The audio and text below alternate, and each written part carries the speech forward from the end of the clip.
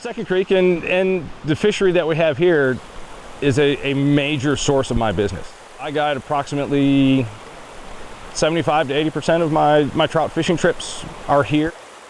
A bit more specifically to the work that the Conservation Agency has done, that mitigation and repair to the riparian zone throughout the entire stream corridor has lowered the impacts of our high water events.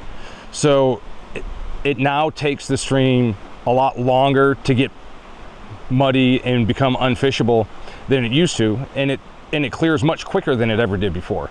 So instead of me being out of trips for 4 or 5 days, now it's 1 or 2 at the most, and because of that, it extends my season significantly.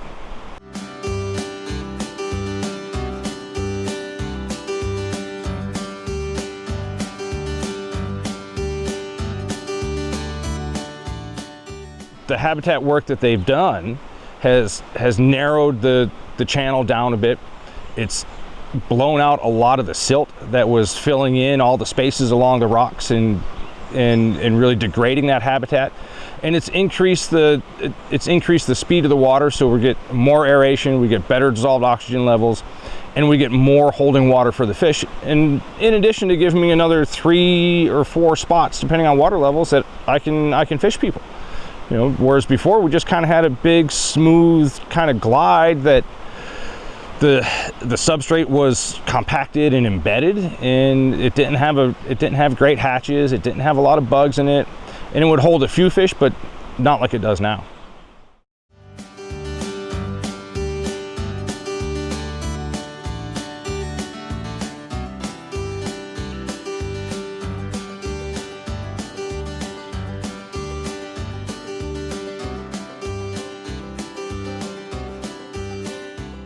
Now we've got a stream that holds fish year-round.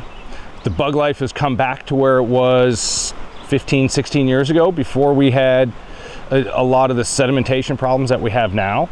The stream has rebounded really quickly from the devastating floods that we had in 2016, and it's a viable, functioning trout stream that brings people from across the state and anywhere within a 5 or 6 hour drive of us to come fish and enjoy it. It allows me to keep everything close to home, and then everybody coming in is buying beer and gas and snacks and all the ancillary stuff that goes along with the fishing trip and keeping it here.